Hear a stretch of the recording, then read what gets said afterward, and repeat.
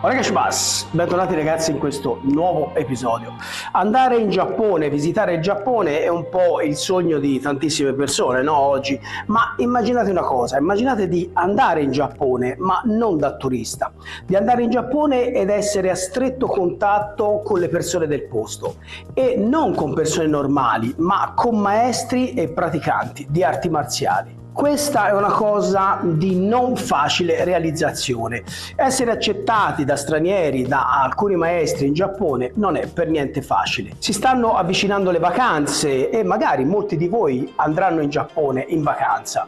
Quello che volevo raccontare oggi è la mia esperienza delle ultime vacanze, dove sono stato in Giappone ad allenarmi. Ci ho messo diversi mesi a raccogliere tutto il materiale perché chiaramente sono stato tantissimi giorni in Giappone e alla fine sono riuscito a selezionare un po' alcuni video per poter raccontare una storia e condividerla con voi. Sono già stato in Giappone infatti diverse volte, ma questa volta il mio obiettivo era di restare in Giappone per almeno 40 giorni e in questi 40 giorni di allenarmi il più possibile con maestri di varie arti marziali. Prima di partire ho preso contatti con maestri con cui sono già in contatto, ma anche con un maestro di spada, Takayuki Kanayama, un famosissimo maestro di spada che ha diverse scuole a Tokyo.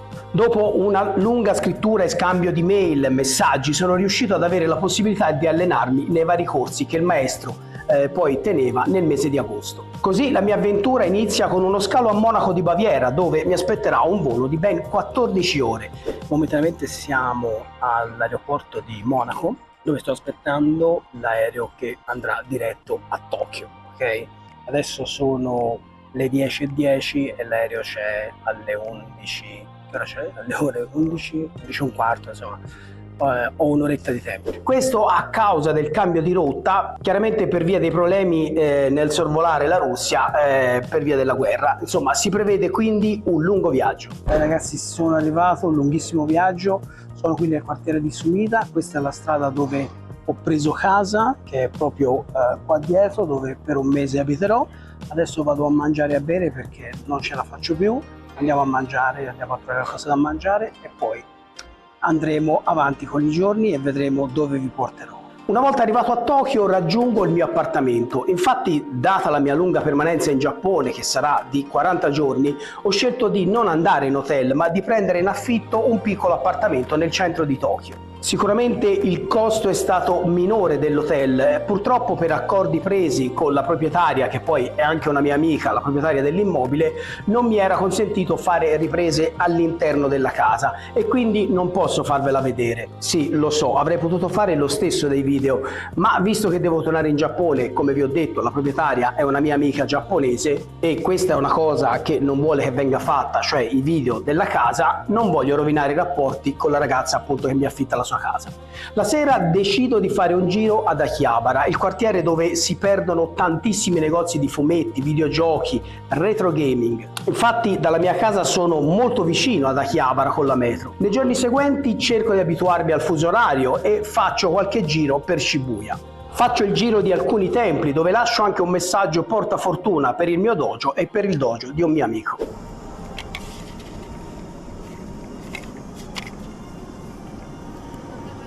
Dopo pochi giorni che siamo in Giappone, un tremendo nubifragio si abbatte su Tokyo. Ieri sera è arrivato un nubifragio su Tokyo e si è abbattuto e ha riempito d'acqua praticamente qualsiasi cosa. C'è stata anche un'emergenza dopo una giornata dove c'erano stati 42 gradi.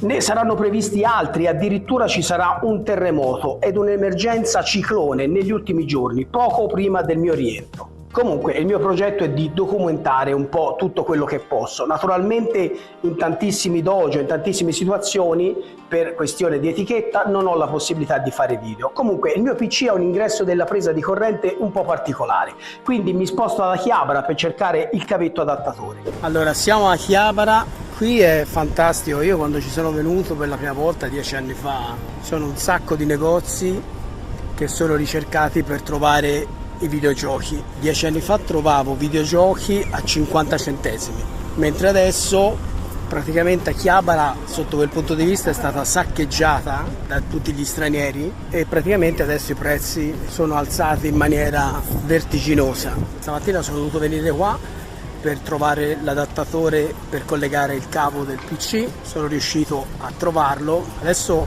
faccio vedere uno dei negozi più famosi, Super Potato, praticamente la super patata, che hanno di tutto e di più.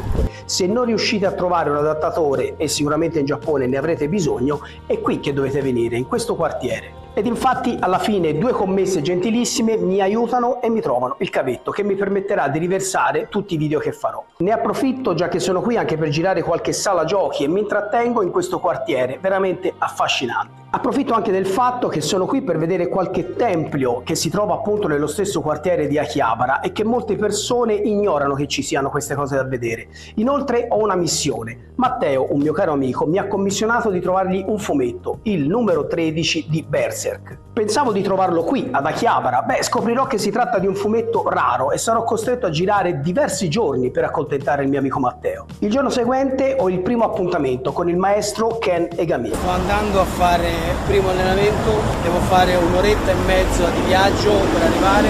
Qui ci sono, in questa busta, ci sono tutti i regali che ho portato al maestro, nello zaino dietro chiaramente ho la roba per l'allenamento, quindi è un caldo incredibile, sono pesantissimo, quindi sto già facendo, come si dice, sto già facendo la mia lezione in realtà. Oggi sarò a Kamakura, sarò prima al cimitero a visitare la tomba del maestro Shigeru Egami e poi sarò in visita con i maestri per Kamakura e poi alle 7 c'è la lezione alla Waseda University, all'Università di Waseda, e poi concluderemo la sera mangiando e bevendo come al solito. Ci incontriamo di mattina dove insieme alla sua famiglia ci portano in giro per varie zone di Kamakura. Sono arrivato a Kamakura, vedete il Buddha gigantesco alle mie spalle, sto aspettando il maestro che mi viene a prendere.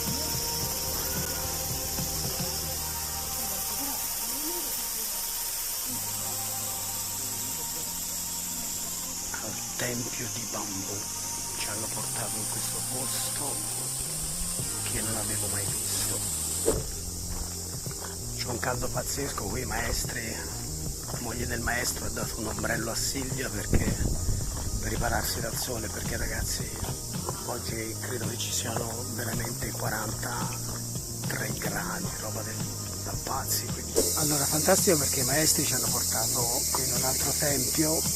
Ci sono dei lavori anche nell'altro e praticamente si stanno scusando da 20 minuti di continuo perché appunto i templi non si possono vedere, ci sono questi ponteggi montati perché sono in ristrutturazione. Abbiamo detto che di non preoccuparsi perché praticamente è come essere in Italia, ecco. Però curiosa questa cosa, sono veramente dispiaciuti. Comunque ci stanno portando in alcuni posti, ragazzi, fantastici, dove è impossibile arrivare se non ti ci portano, perché ci vuole la macchina e bisogna conoscere i posti. Andiamo dentro. E ci portano anche al cimitero a visitare la tomba di famiglia, dove troviamo la tomba del maestro Egami e di sua moglie. Poi stiamo insieme tutto il giorno e ci avviamo a un certo punto alla lezione nel pomeriggio. Restiamo bloccati nel traffico e rischiamo veramente di fare tardi per la lezione, ma fortunatamente la puntualità dei giapponesi viene rispettata ed arriviamo addirittura in anticipo.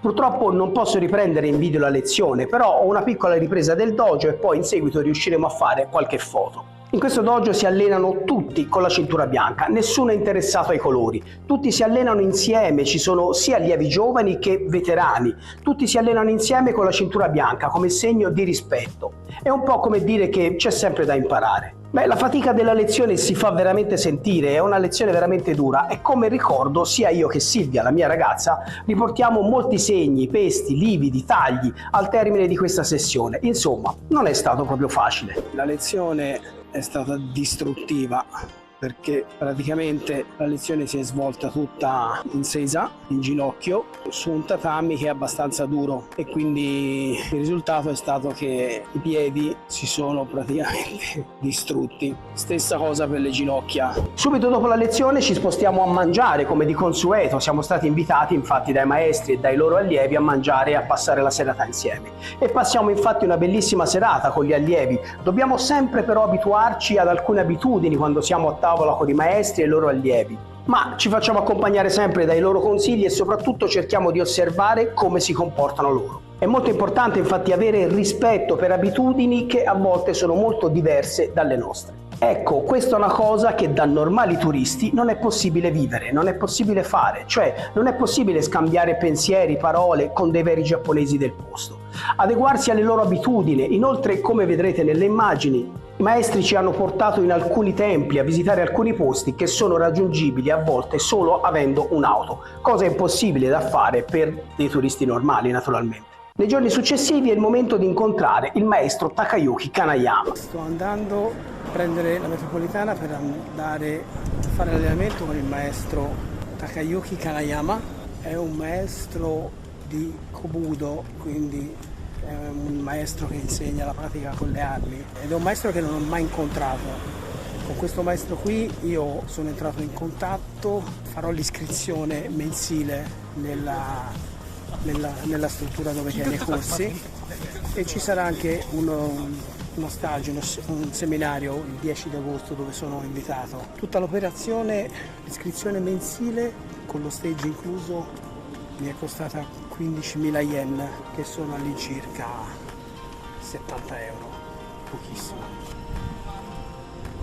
come 90 euro, sì, 90 euro, che comunque è pochissimo per venirsi a allenare praticamente tutte e 4 le settimane, più uno stage. La lezione con il maestro Takayuki è molto particolare. Ci dicono che non abbiamo il permesso di fare foto e video al momento, perché nei suoi corsi ci sono persone che lavorano per il governo, che lavorano in televisione, insomma personaggi importanti, personaggi pubblici, e il maestro dovrà chiedere poi in seguito se loro acconsentono a fare alcuni video. Comunque il maestro ci informa che lui è solito riprendere diverse lezioni, quindi ci assicura che riusciremo comunque ad avere qualche filmato delle lezioni. E infatti poi così sarà. 力まないと力んだ状態はダメ。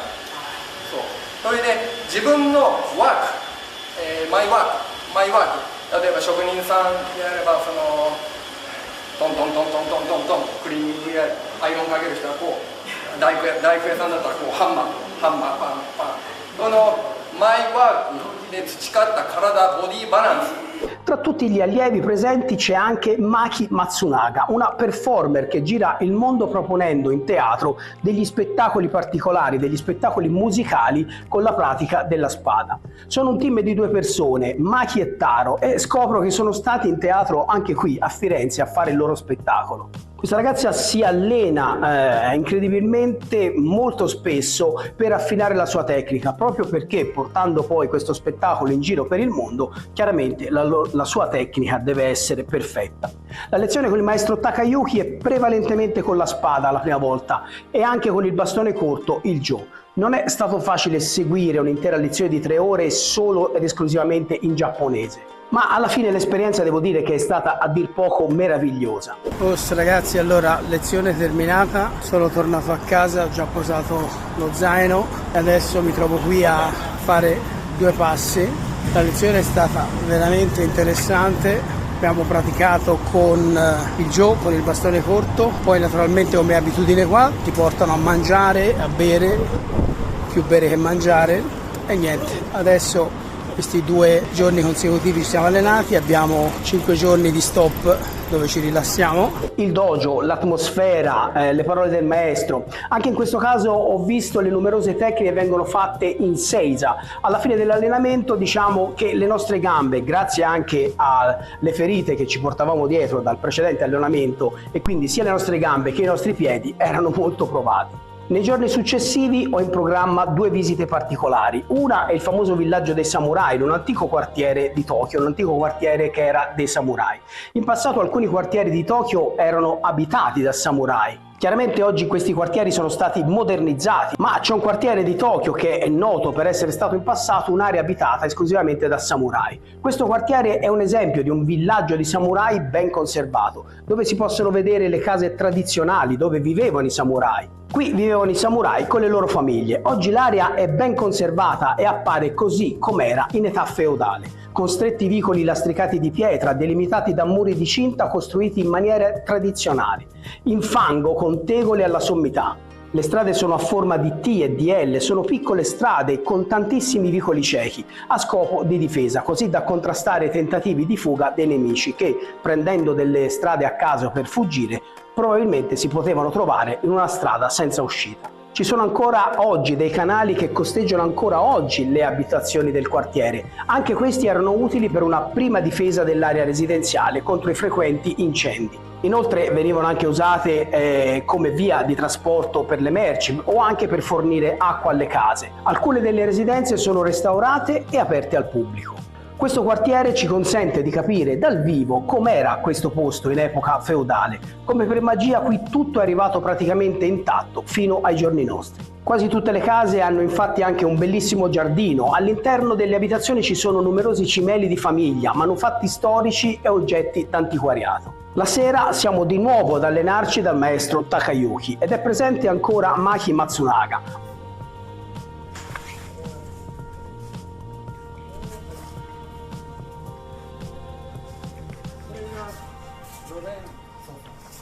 Oramai abbiamo fatto amicizia e praticheremo insieme quasi per tutte le lezioni che ho in programma.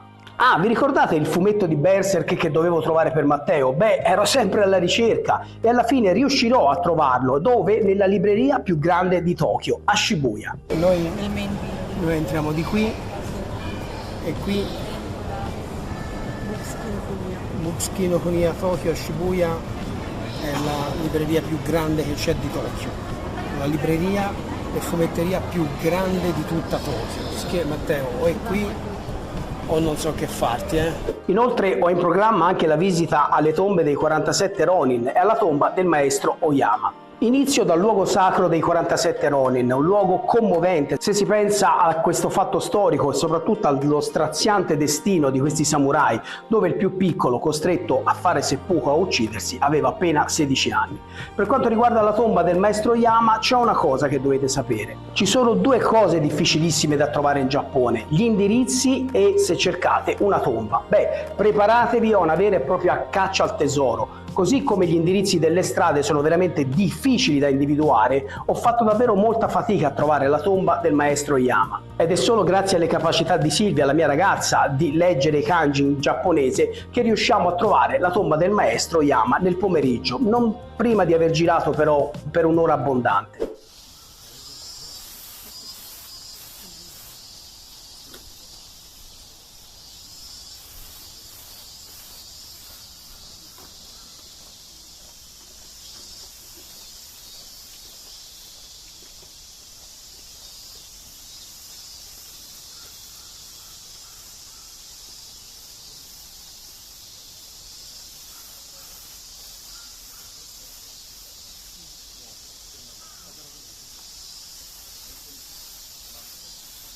I giorni qui passano veramente veloci fra allenamenti e giri per le città e inevitabilmente arriviamo agli ultimi giorni. Abbiamo fatto davvero tantissimi allenamenti e sono finito anche sulla TV giapponese. Sul canale trovate il video dedicato a questo curioso episodio. L'ultima lezione con la famiglia Egami riusciamo ad incontrare di nuovo Masatake Egami, il figlio del leggendario maestro Shigeru Egami, che di fatto è il maestro che aveva continuato l'opera di Funakoshi. Salutiamo anche gli altri gruppi e l'ultima lezione con Takayuki si conclude con un dopo lezione in un quartiere completamente a festa e sinceramente per il nostro ultimo giorno in Giappone non possiamo chiedere di meglio.